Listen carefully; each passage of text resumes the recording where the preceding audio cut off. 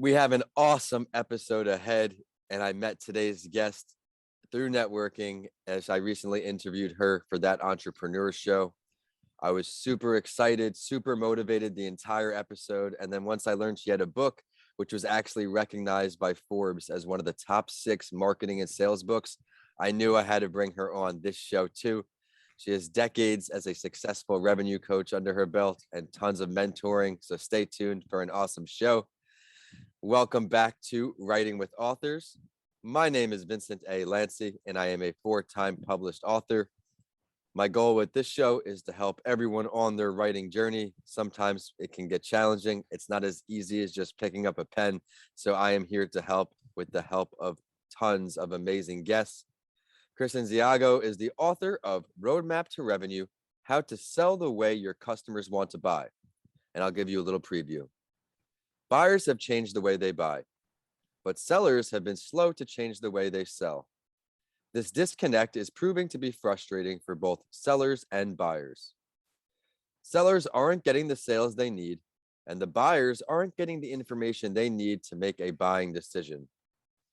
In this one-of-a-kind revenue growth how-to book, she calls it, she lays out the method that she has used to help hundreds of business owners and managers reverse engineer their successful sales so they can manufacture new sales in quantity. I'm already inspired. Armed with these methods, managers can map out their customers' buying process and take the right step to support every stage of the buying process.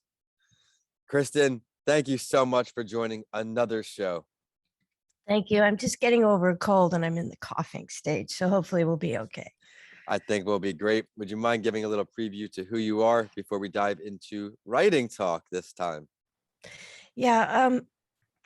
Well, the main thing is I've been a revenue coach for decades, as you mentioned, and that all came about because I was in the tech business selling and started out after I did some selling work. I actually became a headhunter in Silicon Valley. And so I recruited engineers for about 5 years and just interviewed, dozens of people every day, and got to the point where I really liked engineers. And in fact, I ended up marrying one later on. And I just saw over and over again that they were unable to sell the very wonderful things that they had invented.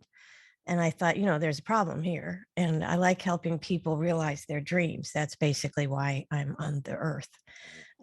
So I started helping tech companies and entrepreneurs, technical guys mostly, understand what their customers wanted from them and how they wanted to buy it. I got better and better at that, especially as I learned that you need to interview customers or potential customers and find out what they really care about, because it's never what you assume. And if you assume, you won't make it. And I've been riding that horse for a long time because people are afraid to talk to their customers for some reason. It's a very strange phenomenon. I think you're going to give them and enable them with a ton of confidence going into their next decision-making process. Let's start out with talking about this top-selling book recognized by Forbes. Yeah. I think Forbes recognized it because it's prescriptive. When you set out to write a book, I'm a nonfiction author. I've written poetry all my life, and I probably could write a novel, but I really wanted to, devote my writing time to helping someone and giving them exactly what they needed to do something that they couldn't do otherwise.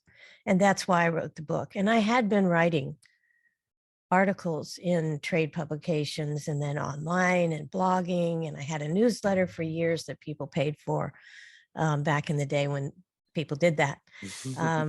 And I still blog and I do a lot of podcasting. But my goal is to help people get over this problem.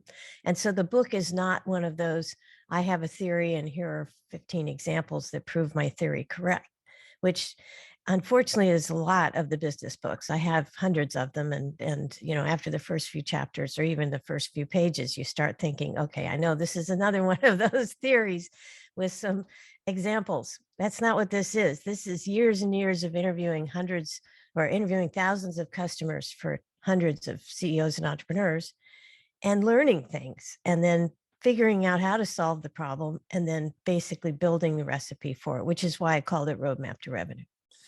A lot of information in there that can help so many people. And it is scary sometimes to do the cold messaging, the cold networking, talk to customers, try to get in front of them. But remember, they're the one who are paying you. They're the ones who are giving you money. And you're an excellent reminder of that. Did you always want to become a published author, Kristin? Please explain this process.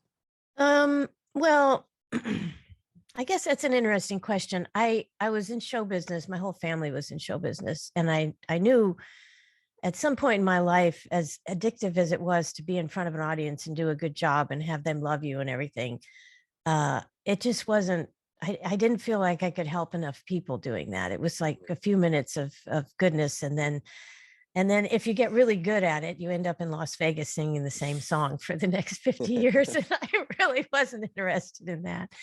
So I think it got to the point where I didn't even start writing about sales and marketing until I had enough experience to be confident about what I was writing about. And then the more I worked with companies, the more I realized that this problem wasn't going away, that people just were not interviewing their customers. They weren't finding out. And so they would go out into the market with a concept that got in the way of the sale, was actually a barrier to the sale than it was Right. a facilitator. So I knew, excuse me, and I actually wrote 2 books. The first book I don't even sell anymore. It was kind of a dress rehearsal for the second book. And by the second book, all of the concepts had come together and I knew I had a recipe and I was Okay. very confident that anyone could use it and it would work. And I wrote the book to be timeless. I actually wrote the book, published it in 2011.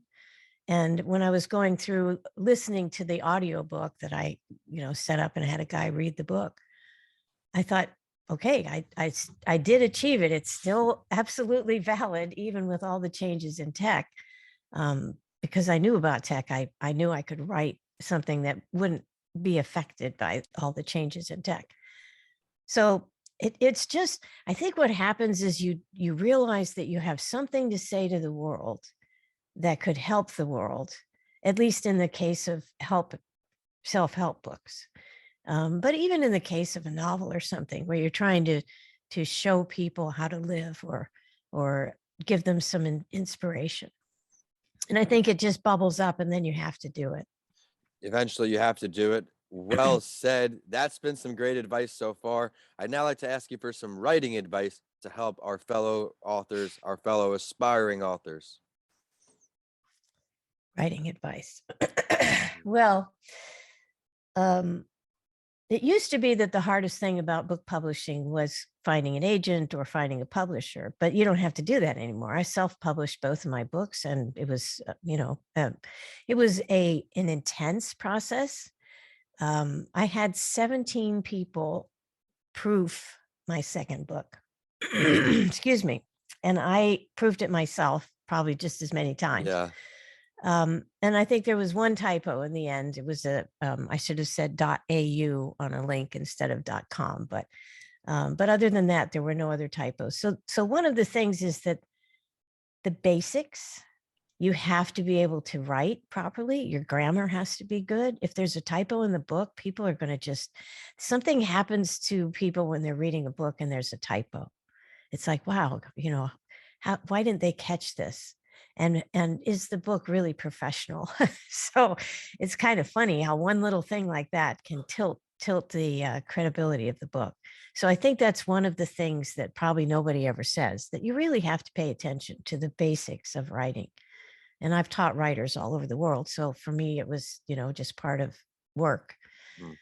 The other thing is you have to keep pushing the book. I can't remember the statistics, but it's some crazy number, like there's 3,000 new books every day or something. And I don't know, you probably know that number better than I do, but it's a very crowded market. And it's very hard to get into the top. You just have to keep going out there and getting the book out and being the promoting of the book is definitely more work than the writing of the book. Yeah. And the writing of the book is a lot of work. It's something I need to do better with. I always have. It's just finding ways to get your message out there through staying in there. Keep trying. Things will come easy. Can you please, easier, I should say, how can you find this book? How can we find you? Would you mind sharing that with our audience? Sure, the book's on Amazon. A long time ago, I decided I was just going to sell it on Amazon. So if you type in Roadmap to Revenue, it comes right up.